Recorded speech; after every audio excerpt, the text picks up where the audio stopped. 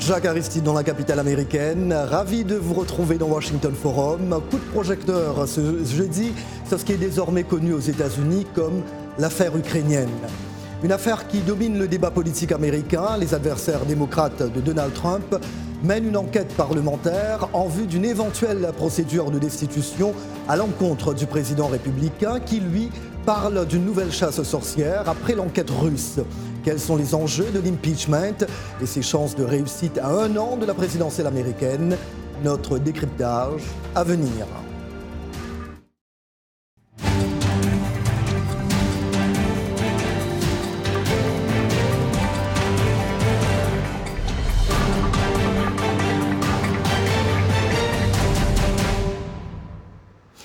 Bienvenue et mille merci pour votre fidélité à Washington Forum que vous propose VOA Afrique.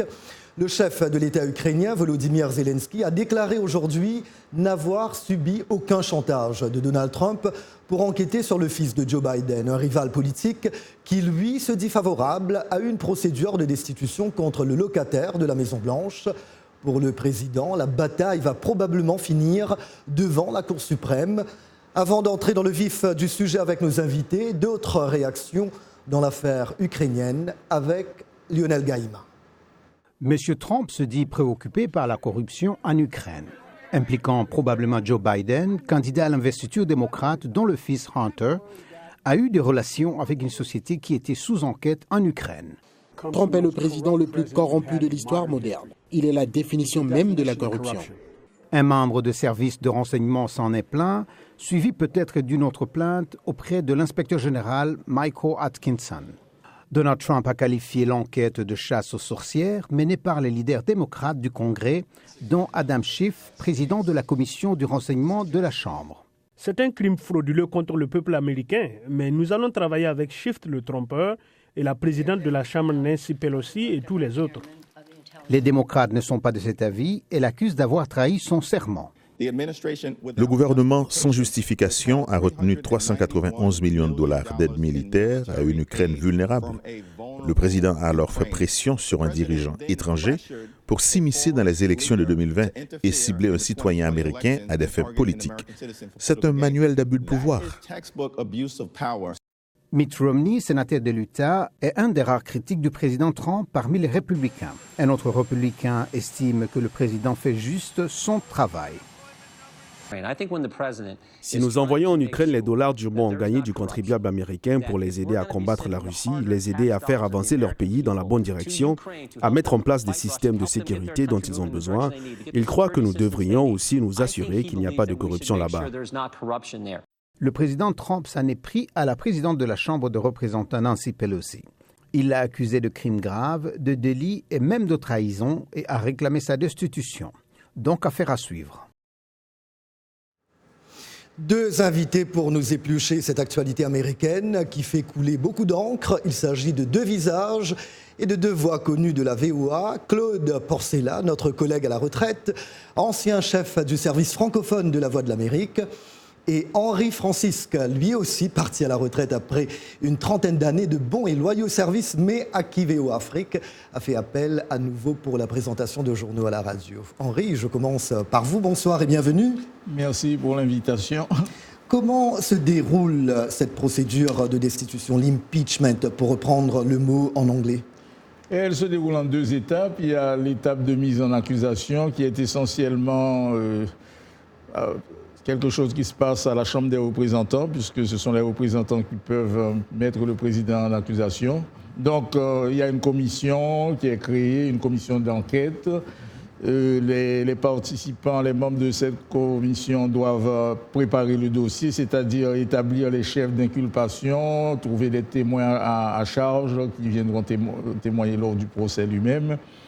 Et à la fin de cette étape, il y a un vote à la Chambre des représentants où on adopte une résolution d'inculpation, d'impeachment du président. Donc, impeachment, ce n'est pas la destitution elle-même, c'est la mise en accusation. Absolument. Une fois que l'impeachment est acquis, alors le dossier est envoyé au Sénat pour le jugement du président. Et là, peut-être, Henri, on peut faire un petit rappel. 2 présidents américains ont été mis en accusation, mais finalement acquittés.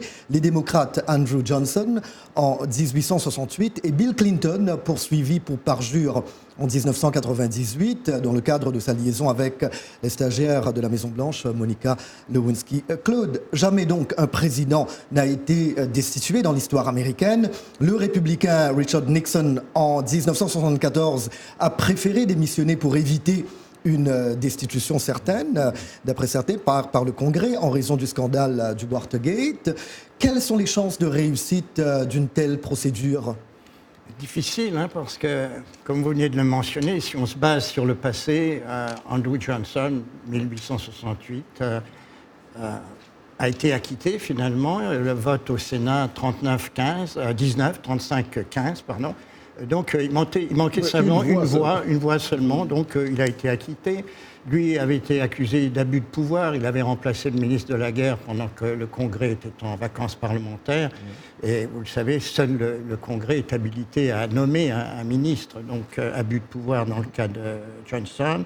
Et deuxième cas, évidemment, c'est Bill Clinton, plus proche de nous, 1998. Alors lui a été accusé parce qu'il avait menti. Il avait menti sous serment, en disant qu'il n'avait pas eu de relation sexuelle avec Monica Lewinsky. Mais là encore, évidemment, la situation était un peu l'inverse de celle d'aujourd'hui. Les républicains étaient majoritaires à la Chambre, le Sénat alors était démocrate. Aujourd'hui, c'est évidemment la situation inverse. Donc on voit mal comment les démocrates vont obtenir la majorité de 2 tiers. Je crois qu'il faut que 20 républicains à peu près changent de camp. Pour le moment, il y a seulement une poignée qui ont le courage de dire oui, vraiment, cette affaire ukrainienne est pour le moins embarrassante. Donc, je le répète, ça me semble assez difficile et je ne suis pas certain que Trump soit le premier président à être destitué. Et d'après ce que vous avez vu à l'époque de Bill Clinton, une telle enquête et une telle procédure peuvent-elles être coûteuses pour les contribuables américains ? Évidemment, ce n'est pas bon marché. Si on regarde le coût de la procédure d'institution contre Bill Clinton, ça a tout de même atteint 1 800 000 $. Non, 1 300 000 $, mais si vous faites l'ajustement avec la valeur du dollar actuel, c'est à peu près 1,8 million. Donc, nous sommes maintenant 11 ans plus tard. Donc, la procédure destitution pourrait coûter aux environs de 2 millions de $, peut-être un peu plus. Alors évidemment, on fait un décryptage ici.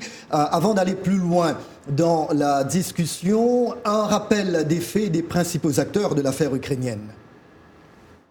Le président Donald Trump et son homologue Volodymyr Zelensky. Leur entretien téléphonique du 25 juillet 2019 est au cœur de la plainte de lanceurs d'alerte, dont l'identité demeure secrète. Il ou elle est à l'origine de l'enquête des démocrates qui accusent Donald Trump d'avoir abusé de son pouvoir à des fins électorales personnelles en demandant à son homologue d'enquêter sur un adversaire politique, l'ancien vice-président Joe Biden, candidat à l'investiture démocrate pour 2020. Donald Trump parle d'un appel parfait. Volodymyr Zelensky affirme ne pas avoir subi de pression de la part de son homologue. Le 24 septembre, Nancy Pelosi, présidente de la Chambre des représentants, annonce l'ouverture d'une enquête en vue d'une éventuelle procédure de destitution. Enquête supervisée par l'élu démocrate Adam Schiff, président de la commission du renseignement de la Chambre. Le 25 septembre, la Maison-Blanche publie le compte-rendu de l'entretien téléphonique. Rudy Giuliani, avocat personnel de Donald Trump, accuse les Biden de corruption et allègue que Joe Biden a utilisé sa fonction pour protéger les intérêts financiers de son fils Hunter en Ukraine. Hunter Biden était lié à la compagnie gazière ukrainienne Burisma de 2014 à 2019. Mykola Zolochevsky, l'ex-dirigeant de l'entreprise, a fait l'objet d'une enquête pour corruption. Mais Hunter Biden n'a jamais été publiquement mis en cause dans cette enquête. Le 4 octobre, le parquet ukrainien réexamine le dossier. Kurt Volker, ancien émissaire américain en Ukraine, mentionné dans la plainte du lanceur d'alerte, il démissionne le 27 septembre. Il témoigne devant les commissions parlementaires le 3 octobre. Le 8 octobre, l'administration Trump demande à Gordon Sondland, ambassadeur américain auprès de l'Union européenne, de ne pas témoigner devant les élus. Le même jour, la Maison-Blanche qualifie l'enquête menée par les démocrates d'anticonstitutionnelle. Et dans une lettre envoyée aux dirigeants démocrates, l'avocat de la Maison-Blanche, Pat Cipollone, estime que les investigations ne sont ni légitimes ni impartiales. Pour les démocrates, empêcher le Congrès d'avancer dans son enquête pourrait constituer une entrave à la justice. Il rappelle que cela avait été l'un des 3 motifs de destitution retenus à l'encontre du président Richard Nixon en 1974, avant sa démission. On en parlait tout à l'heure. Claude, cet affrontement verbal, est-ce le début d'un clash constitutionnel ? Cela semble difficilement évitable. Que dit la Constitution ? Il y a 3 branches dans le gouvernement. La branche exécutive, la Maison-Blanche, la branche législative, le Congrès, la Chambre, le Sénat, et la branche législative, la Cour suprême. Et ces 3 branches ont un pouvoir égal. Donc, quand Trump dit le Congrès n'a pas le droit de me destituer sans un vote, par exemple, c'est l'excuse invoquée. Si l'on regarde la Constitution, la Chambre n'a pas besoin forcément de procéder à un vote. De plus, si elle procède à un vote, ce qui pourrait d'ailleurs survenir dans les prochaines semaines, ils ont déjà la majorité nécessaire pour poursuivre l'enquête. Donc, pourquoi ne le font-ils pas ? Pour des raisons politiques, parce que certains démocrates se trouvent dans des circonscriptions à majorité républicaine, et donc ils ne veulent pas antagoniser, si je puis dire, se mettre à dos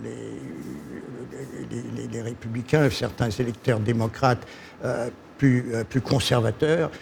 Donc, c'est pour ça qu'ils préfèrent attendre un peu pour pouvoir procéder à un vote. Mais enfin, ils ont largement la majorité. Au début, ça n'existait pas, mais maintenant, il y a de plus en plus 220 démocrates ont décidé que oui, c'était la chose à faire. Et justement, j'allais poser la question à Henri. La Maison-Blanche et pas mal de républicains veulent ce vote.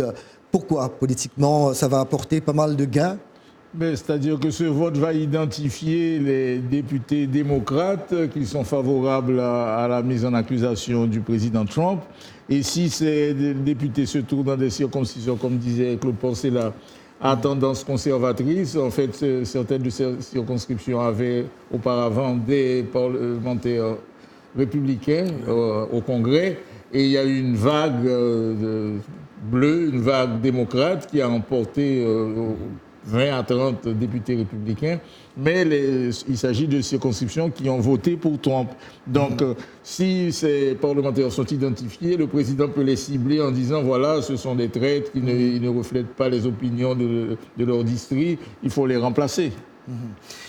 Un mot maintenant sur le lanceur d'alerte. Cet individu n'a pas assisté à l'appel, mais c'est basé sur les témoignages de personnes présentes. D'après le président Trump, l'avocat du lanceur d'alerte est un gros démocrate, c'est ce qu'il a dit. Il affirme également que le lanceur d'alerte lui-même a des liens avec l'un de ses opposants démocrates. Claude, que sait-on de ce lanceur d'alerte et pourquoi sa crédibilité est-elle mise en doute par les républicains ? Oui, première chose, on ne sait pas grand-chose sur qui est le ou la lanceuse d'alerte. Et les démocrates, la commission d'enquête du renseignement, qui souhaite l'interroger, s'entoure de 1000 précautions pour s'assurer que son identité ne soit pas révélée, car évidemment, cela pourrait mettre éventuellement sa vie en danger. Donc, on ne sait pas encore.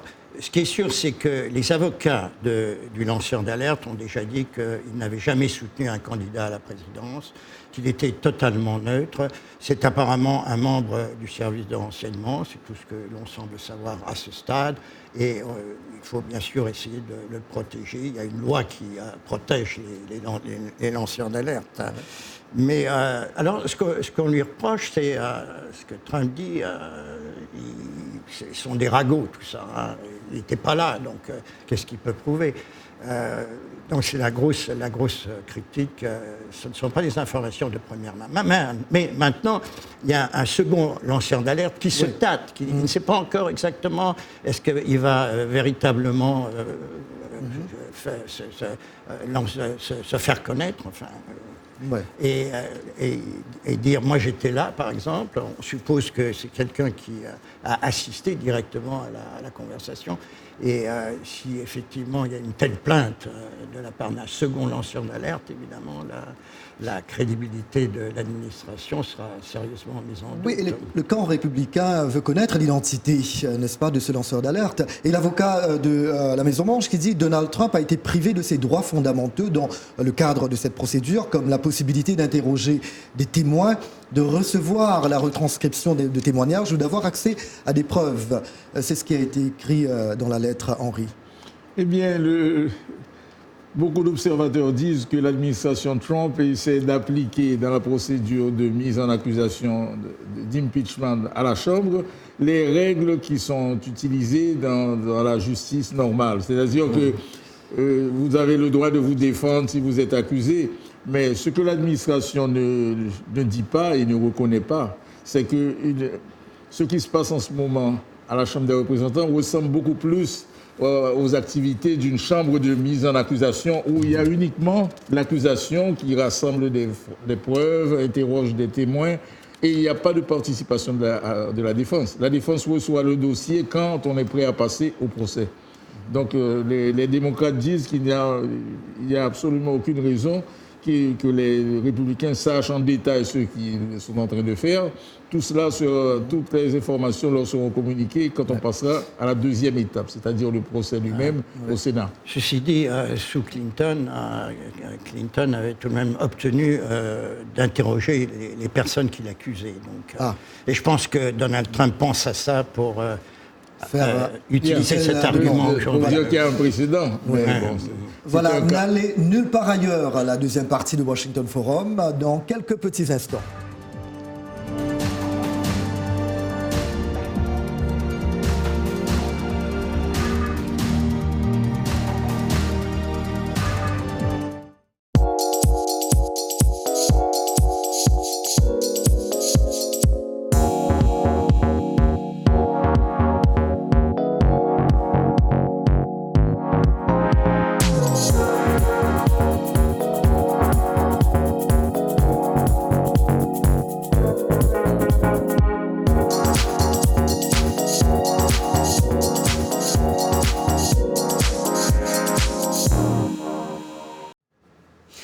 Jacques Aristide de retour avec vous dans Washington Forum. Merci d'être toujours des nôtres. Gros plan ce jeudi sur l'Ukraine Gate, l'affaire ukrainienne qui polarise l'attention ici aux États-Unis, mais c'est une actualité qui est également abondamment commentée ailleurs dans le monde. Et justement, voyons ce que vous en pensez sur le continent africain. Je vous propose 4 commentaires tirés de la page Facebook de VOA Afrique.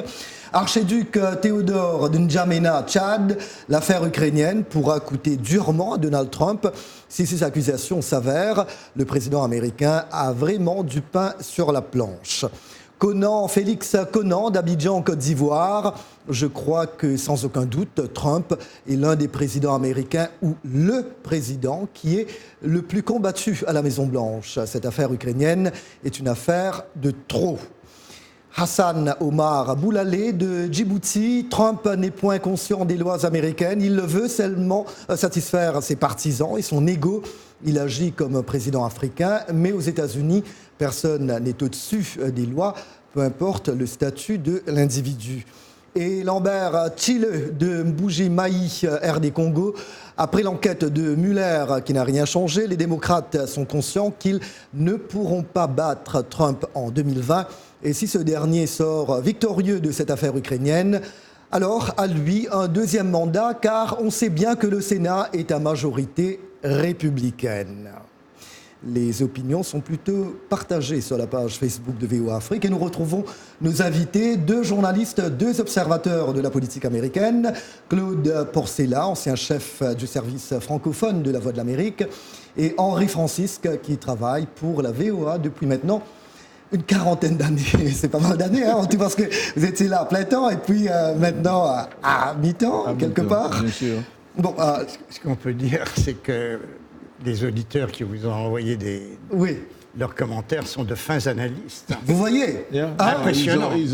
On suit très bien l'actualité américaine, n'est-ce pas? Ça doit être de fidèles auditeurs de La Voix de l'Amérique, n'est-ce pas? Et je dois ajouter ici qu'à chaque fois qu'on fait une émission sur la politique américaine, on reçoit des tonnes de commentaires.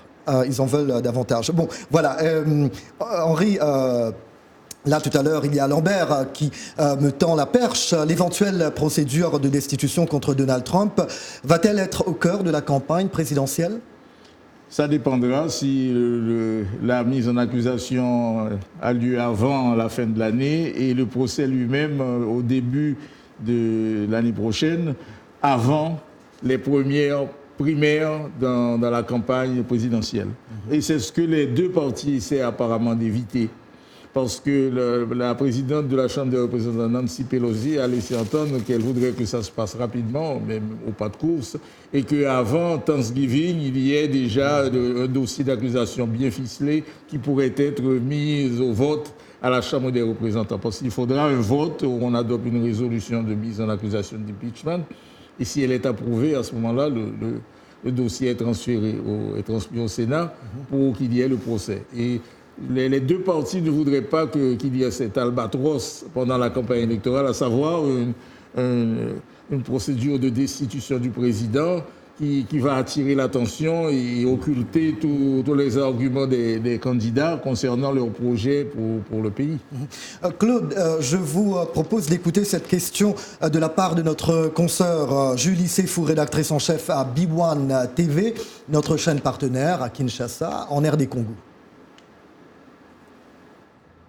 Ukrainienne remet sur le tapis la question des fuites dans la nature, l'ampleur et même la rapidité avec laquelle elles se produisent sont sans précédent dans l'histoire moderne des présidents américains. Est-ce que ces fuites de matériel classifié peuvent constituer une menace sur la sécurité intérieure des États-Unis d'Amérique ou encore peuvent avoir un impact sur les communications futures du président américain avec les dirigeants étrangers ? Merci bien, Julie. Question pertinente parce que, évidemment, ça fait débat également ici aux États-Unis. Que pouvez-vous répondre à Julie, Claude? Oui, écoutez, Julie, vous avez mentionné l'argument avancé par Donald Trump. Si je ne peux pas avoir de conversation avec des chefs d'État étrangers qui restent secrètes, n'est-ce pas, qui sont rendus lâchés sur la place publique, comment puis-je faire mon travail, n'est-ce pas? Ceci étant dit, si Donald Trump avait eu une conversation parfaite, comme il le dit, pour le citer, il n'y aurait pas eu un lanceur d'alerte pour dire « Ah mais là, non, il ne faut pas exagérer ». C'est un cas flagrant de demander une faveur à un pays étranger pour m'aider à être réélu. En fait, c'est une sorte de répétition de ce qui s'est passé en 2016, attaquer un rival en demandant... Aux États-Unis, c'est normal, ça fait partie de la campagne, n'est-ce pas? Mais demander à une puissance étrangère de vous aider à nuire à la réputation de l'un de vos principaux rivaux, alors là, franchement, c'est pas légal. Mais en même temps, Claude, c'est pas aussi direct dans la transcription. Cela a été publié. Ouais. Donc maintenant, il y a la transcription et puis vous avez ce que ce lanceur d'alerte allègue. Alors, oui, mais ça semble être tout de même recoupé par un nombre croissant de preuves. Donc vous voulez dire qu'il y a encore des choses à découvrir en ce qui concerne cet appel? Au fil des jours, on s'aperçoit que finalement cette conversation n'était pas aussi innocente que le prétend la Maison-Blanche. Voilà. C'est certain que la critique numéro 1 contre le président, c'est que il n'y a pas de quid pro quo, c'est-à-dire il ne demande pas quelque chose ouvertement, mais c'est implicite et c'est pour ça que beaucoup d'observateurs disent que la conversation ressemble à celle d'un don de la mafia qui vous dit, écoutez, je vous fais ma meilleure offre, une offre que vous ne pouvez pas refuser. Oui, bien sûr. Donc, et les gens ont même cité le film Le Parrain, où le parrain s'exprimait toujours de façon très douce, il n'y avait jamais de menace ouverte. Le président de cette commission, Adam Schiff, quand il a fait cette déclaration à la Chambre des représentants en ironisant, donc en fait, il a interprété les propos. Vous ne pensez pas que c'était un peu exagéré de sa part? Oui, il a peut-être un peu Oui, exagéré, effectivement. Ouais. Mais enfin, l'essence de son message était tout de même le même. Non, mais c'est une interprétation. Bon, alors, Henri, chez les démocrates, Joe Biden perd du terrain dans la course à l'investiture. Elizabeth Warren l'a déjà rattrapé, d'après les derniers sondages. L'ancien vice-président de Barack Obama est-il la première victime collatérale du grand déballage ukrainien, d'après vous?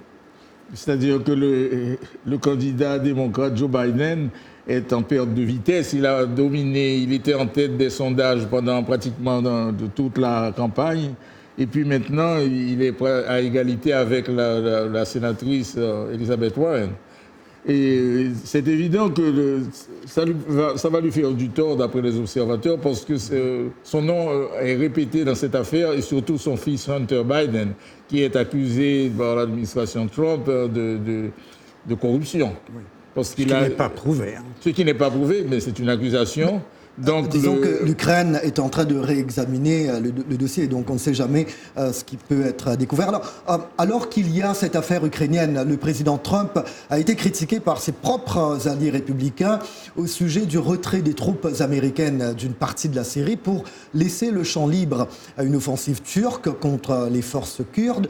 Claude, quelle lecture faites-vous de cette décision de Donald Trump au moment où il a un besoin crucial, n'est-ce pas, de ses alliés politiques pour contrer cette éventuelle procédure de destitution?